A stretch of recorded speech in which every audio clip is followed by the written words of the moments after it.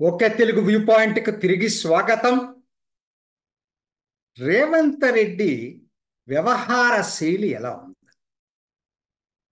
అతి చిన్న వయసులో ముఖ్యమంత్రి అయ్యాడు. అందరం హర్షించాలి. ఎందుకంటే ఎంతో రాజకీయ భవిష్యత్తు ఉంటుంది ఈ వయసులోనే ముఖ్యమంత్రి అవటం అంటే.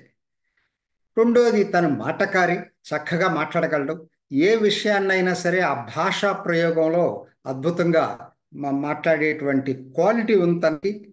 ముఖ్యమంత్రి కావటం ఎవరు ఒక విధంగా ఎలా జరిగిందంటే, కేసీఆర్ కుటుంబం మీద వచ్చినటువంటి వ్యతిరేకత సొమ్ము చేసుకోవటంలో రేవంత్ రెడ్డి పాత్ర చాలా ప్రముఖమైంది.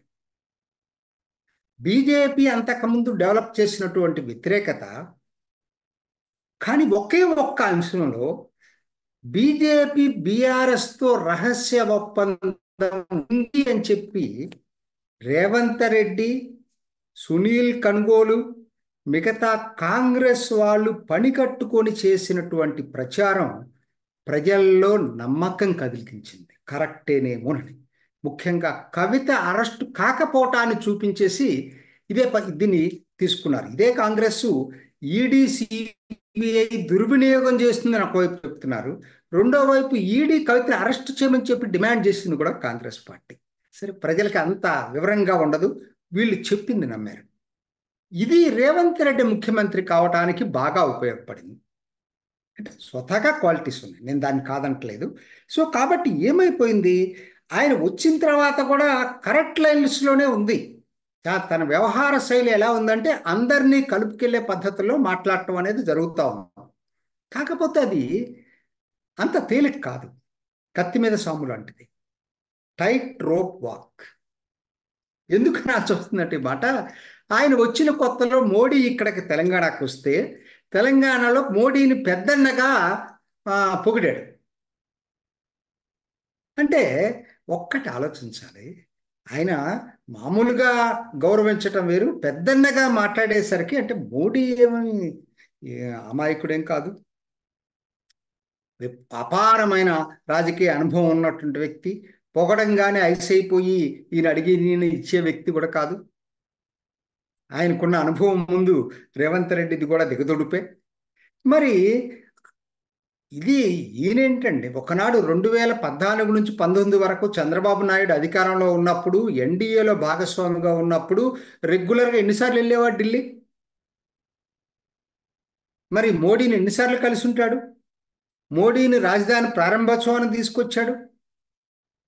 కాబట్టి దానివల్ల ఏదో వస్తాయి అనుకుంటే కరెక్ట్ కాదు, తప్పని నేను అన్నాను. అంటే ఆ పదాలు వాడకుండా మిగతా ఏది చేసినా తప్పు లేదు. ఒకరికొకరు ముఖ్యమంత్రిగా ప్రధానమంత్రిని గౌరవించడం మంచిది. ఇప్పుడు ఢిల్లీ వెళ్తున్నారు, ఢిల్లీ వెళ్ళి కేంద్ర మంత్రులను విపరీతంగా పిలుస్తుంది. నేను చెప్పేది మళ్ళీ చంద్రబాబు నాయుడు అనుభవమే చెప్తాను నేను. ఇప్పుడంటే రాజకీయ అవసరాల కోసం ఈసారి ఆంధ్రప్రదేశ్కి కావలసిన రిలీఫ్ వచ్చింది. కానీ మామూలుగా అయితే గత 5 సంవత్సరాలు, అప్పుడు ఉన్న 5 సంవత్సరాలు చంద్రబాబు నాయుడు కలిసినన్ని సార్లు ఇంకెవరు కలిసి ఉండరు కేంద్ర మంత్రుల్ని. సో కోర్స్ అది ఉండొచ్చు, లేకపోతే రేవంత్ రెడ్డి ప్రతి చిన్నదానికి అధిష్టానం పర్మిషన్ తీసుకోవాలి, అధిష్టానంతో సమాలోచనలు చేయాలి. కాబట్టి అక్కడికి వెళ్ళినప్పుడల్లా దీన్ని అధికారిక కార్యక్రమంగా ముద్ర వేసుకోవాలంటే ఒక మంత్రిని కలిస్తే అఫీషియల్ ప్రోగ్రామ్ అయిపోతుంది. అది కూడా ఉండొచ్చు. సో వీ కాంట్ సే ఏదైనా అది అయినా జరిగే అవకాశాలు ఉన్నాయి. కాకపోతే నా పాయింట్ ఏంటంటే, ఆ రోజు మోడీని ఇలా చేయటం వల్ల పెద్దగా వచ్చే మైలేజ్ రేవంత్ రెడ్డికి ఏమి ఉండదు. వ్యవహార శైలి అది మంచిదే, కానీ పెద్దని నేను అనకుండా మామూలు. ఎందుకంటే ఒకవైపు ఏమో రాహుల్ గాంధీ విపరీతంగా విమర్శిస్తాడు మోడీని వ్యక్తిగతంగా. ఆ టైంలో ఇది అయ్యేటప్పటికి ఇంకొకరు అనుకోండి, కాంగ్రెస్ పార్టీలో లేకుండా ఒక ప్రాంతీయ పార్టీగా ఉండి నువ్వు అన్నావు అనుకోండి, అసలు అది పెద్ద ఇష్యూనే కాదు, బాగుండేది నీ వ్యవహార శైలి. కానీ కాంగ్రెస్ పార్టీ ముఖ్యమంత్రి, నువ్వు అది మర్చిపోతున్నావు. అట్లానే ఇంకొకటి కూడా చూడండి, రాహుల్ గాంధీ పొద్దున్న లేస్తే అదాని అదాని అదాని, మరి అదే అదాని నువ్వు పిలిచి పెద్ద పెట్టేసావు. ఇక్కడ జనాలకి అంత తెలివి తక్కువ లేం కదా జనం. అట్లనే ఇంకొకటి చూస్తున్నాం, ఇంకొక కాన్ఫ్లిక్ట్ ఆఫ్ ఇది ఎట్లా ఉన్నాయంటే, ఆయన వ్యవహార శైలి అది బాగుందని అనుకుంటున్నాం, కానీ అది చాలా కష్టమైన పని ఆచరణలో. ఉదాహరణకి చంద్రబాబు నాయుడుతో సఖ్యతగా ఉండటం. ఎందుకంటే ఈయన రాజకీయ గురువు అనుకోండి. ఇప్పుడు ఇద్దరు ముఖ్యమంత్రులు కాబట్టి గురు శిష్యులు అంటే ఒప్పుకోపోవచ్చు, సహచరుడు అనుకుంటున్నారు, కానీ వాస్తవానికి రాజకీయ గురువు ఆయన. అంతకుముందు ఎన్నోసార్లు చెప్పాడు రేవంత్ రెడ్డి. సో కాబట్టి ఆయనతోటి మరి సఖ్యతగా ఉంటే మంచిది. అది నేను తప్పను. ఇరు రాష్ట్రాలు, తెలుగు రాష్ట్రాలు కలిసిమెలిసి నడవటం అనేది కరెక్ట్. కానీ ప్రస్తుత పరిస్థితుల్లో అది సాధ్యమా? కలిసి సమావేశం వరకే జరిగింది. ఇప్పుడు ఉదాహరణకి నేను చెప్తాను, కృష్ణా నదీ జలాలండి చాలా ఇంపార్టెంట్, సెన్సిటివ్ పాయింట్ రెండు రాష్ట్రాల మధ్య. ఏం జరుగుతుందో ఏం చెప్పలేం. సో కాబట్టి కాన్ఫ్లిక్ట్ ఆఫ్ ఇంట్రెస్ట్ ఎక్కువ ఉంది. ఇప్పుడు దీన్ని రేవంత్ రెడ్డి వైరి వర్గాలు ఏమవుతాయి, న్యాచురల్గా ఆయన మీద దాడెత్తడానికి ప్రయత్నం చేస్తారు. బీఆర్ఎస్ ఇప్పటికే మొదలుపెట్టింది. నమస్తే తెలంగాణ చూడండి, ఖచ్చితంగా ఆ పద్ధతిలోనే వార్తలు ఉంటా ఉన్నాయి. సో కాబట్టి ఏమైపోతుంది ఇది, ఇక్కడ నువ్వు చంద్రబాబుతో సఖ్యతగా ఉండటం అనేది, ఇరు రాష్ట్రాల మధ్య సఖ్యత నెలకొట్టడం అనేది బ్రాడర్ యాంగిల్లో కరెక్టు. కానీ ప్రస్తుత పరిస్థితుల్లో అది కూడా వ్యవహార శైలి గ్రౌండ్ లెవెల్లో అప్రిషియేట్ చేస్తారా అంటే చేయకపోవచ్చు. మూడోది ఇంకొకటి, ఆయన మొన్న ఖమ్మా గ్లోబల్ ఫెడరేషన్ సమావేశాలకు వెళ్ళాడు. ఒక ముఖ్యమంత్రిగా వాళ్ళు పిలిచారు, వెళ్ళటం వరకు ఇదే కథే, అందరికి తెలుసు. అదే ఇది ముఖ్యమంత్రిగా కాదు, ఇద్దరి మధ్య చాలా వ్యక్తిగత సంబంధాలు ఉన్నాయి. జట్టి కుసుమ కుమారు, రేవంత్ రెడ్డి కాలేజీ దగ్గర నుంచి ఇప్పుడు ఇల్లు ఆఫీసు కూడా అంతా పక్క పక్కనే ఉంటాయి. అంత క్లోజ్ ఫ్రెండ్స్ వాళ్ళిద్దరు. వెళ్ళటం వరకు ఓకే. కానీ మీరు మాట్లాడింది ఏంటంటే చాలా పొగుడుతా మాట్లాడారు కదా. సమావేశాలకు వెళ్ళి వాళ్ళని అభినందించడం వరకు ఓకే. కానీ ప్రాబ్లం ఎక్కడ వస్తుందంటే, ఇక్కడ ఇదే మీరు ఒకనాడు బెంగుళూరులో ఈ ముఖ్యమంత్రి కాకముందు రెడ్డి సామాజిక వర్గ సమావేశంకి వెళ్ళి మాట్లాడింది జనం మర్చిపోలా. ఏం మాట్లాడారు మీరు? అసలు సహజ పాలకులు అంటే రెడ్లే, పరిపాలన చేయగలిగిన అర్హత ఉంది రెడ్లకే. తప్పు కదా ఆ రోజైనా అది నువ్వు మాట్లాడింది. అంటే ఏదైనా సరే నువ్వు అందరిని పొగట్టం లాగా ఉంది తప్పితే, అక్కడికి వెళ్ళి అట్లా మాట్లాడిన వాళ్ళు ఇక్కడికి వచ్చి ఇక్కడ మాట్లాడారు. ఆయన ఇప్పుడు అక్కడ మాట్లాడకుండా ఇక్కడ మాట్లాడలేదు, లేకపోతే ఎక్కడా కూడా అంత దాంట్లోనూ అంత మాట్లాడాల్సిన పని లేదు, దీంట్లో అంత మాట్లాడాల్సిన పని లేదు. ఎందుకు నేను చెప్తున్నానంటే, ఈ రెండు చాలా ఇన్ఫ్లుయెన్షియల్ కమ్యూనిటీస్ రెండు రాష్ట్రాల్లో, ముఖ్యంగా ఆంధ్ర రాజకీయాలు తీసుకున్నా, తెలంగాణ రాజకీయాలు తీసుకున్నా కూడా.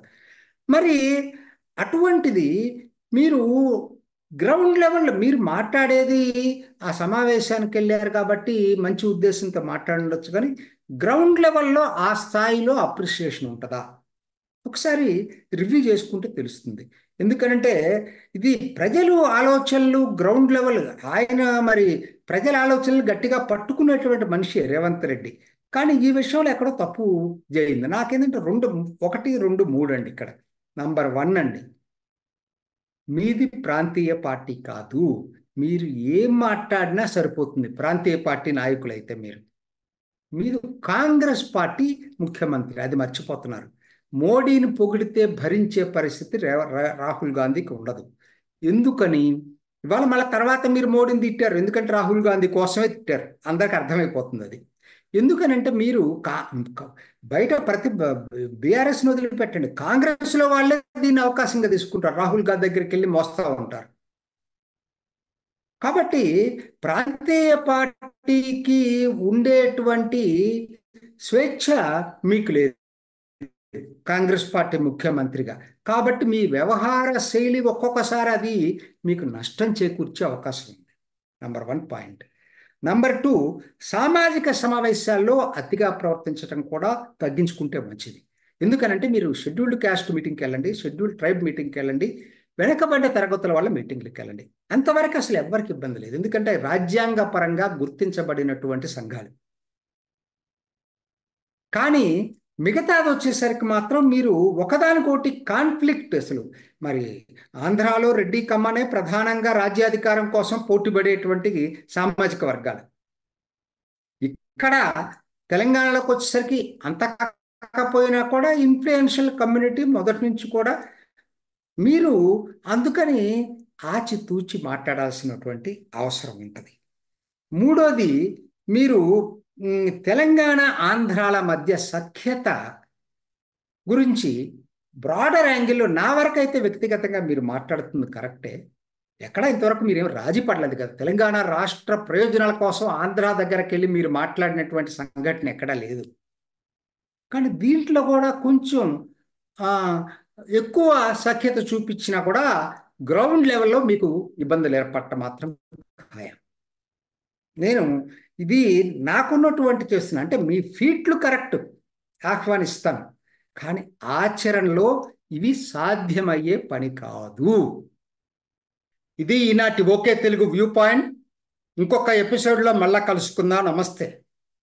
చూసారు కదండి. మరి ఈ వీడియో కనుక మీకు నచ్చినట్లయితే ఒక లైక్ కొట్టేసి మీ అభిప్రాయాన్ని కూడా కామెంట్ బాక్స్లో తెలియజేస్తూ ఇలాంటి ఇంట్రెస్టింగ్ అప్డేట్స్ కోసం మా ఛానల్ని సబ్స్క్రైబ్ చేసుకోండి.